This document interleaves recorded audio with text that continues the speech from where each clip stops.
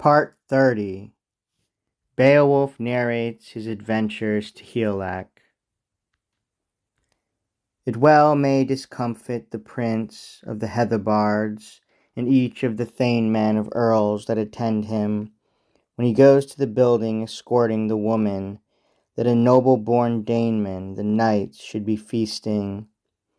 There gleam on his person the leavings of elders hard and ring-bright, Heatherbards' treasure, while they wielded their arms till they misled to the battle their own dear lives and beloved companions.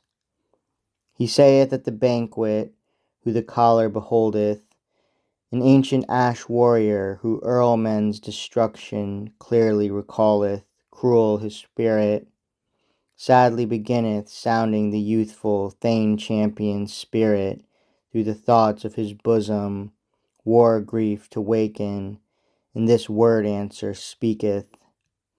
Art thou able, my friend, to know when thou seest it the brand which thy father bare to the conflict in his latest adventure, neath visor of helmet, the dearly loved iron, where Dane men did slay him, and brave-mooded Scyldings, on the fall of the heroes, when vengeance was sleeping, the slaughter-place wielded.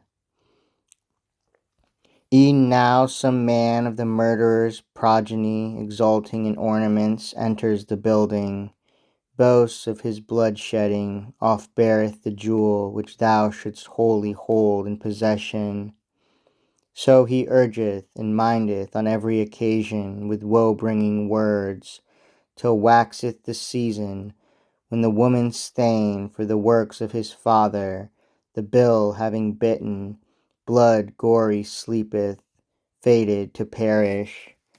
The other one thenceward scapeth alive, the land knoweth thoroughly. Then the oaths of the earlmen on each side are broken, when rancours unresting are raging in Ingeld, and his wife love waxeth less warm after sorrow. So the Heatherbards' favour not faithful I reckon, their part in the treaty not true to the Danemen, their friendship not fast. I further shall tell thee more about Grendel, that thou fully mayst hear, ornament giver, what afterward came from the hand-rush of heroes. When heaven's bright jewel o'er earth's fields had glided, the stranger came raging, the horrible night-fiend, us for to visit, where wholly unharmed the hall we were guarding. To Honskio happened a hopeless contention, death to the doomed one, dead he fell foremost, girded war-champion. To him Grendel became then, to the vassal distinguished, a toothed-weapon murderer, the well-beloved henchman's body all swallowed. Not the earlier off empty of hand did the bloody-toothed murderer, mindful of evils, wish to escape from the gold-giver's palace, but sturdy of strength he strove to outdo me, hand ready grappled. A glove was suspended, spacious and wondrous, in art fetters fastened, which was fashioned entirely by touch of the craftsman from the dragon's skin by the devil's devices. He down in its depths would do me unsadly, one among many, deed-doer raging, though sinless he saw me. Not so could it happen, when I in my anger upright did stand. 'Tis too long to recount how requital I furnished for every evil to the earlman's destroyer. 'Twas there, my prince, that I proudly distinguished thy land with my labours. He left and retreated, he lived his life a little while longer. Yet his right hand guarded his footstep in Heorot, a sad-mooded thence, to the sea-bottom fell he, mournful in mind. For the might-rush of battle, the friend of the Scyldings, with gold that was plated, with ornaments many, much requited me, when daylight had dawned, and down to the banquet we had sat us together. There was chanting and joyance, the age-stricken Skilding asked many questions, and of old times related.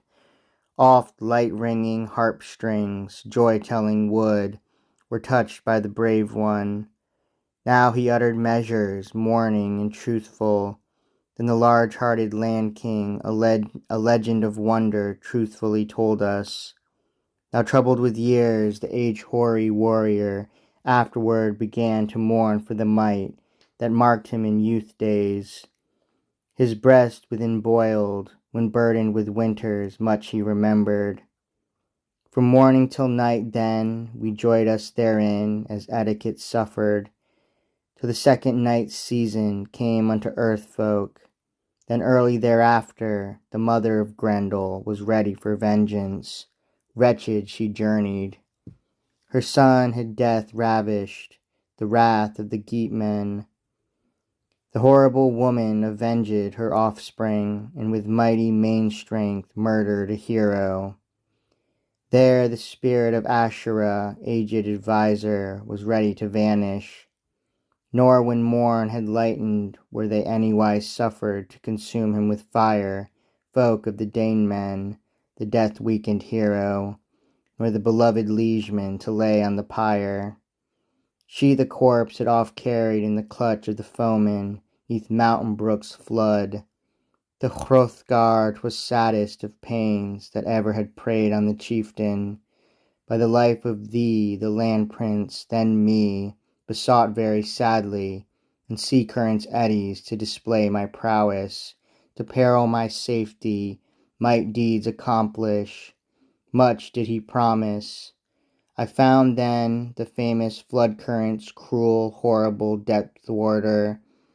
A while unto us two hand was in common. The currents were seething with gore that was clotted. In Grendel's fierce mother's head I oft hacked in the hall at the bottom, with huge reaching sword edge. Hardly I wrested my life from her clutches. Not doomed was I then, but the warden of earlmen afterward gave me jewels in quantity, kinsman of half Dana.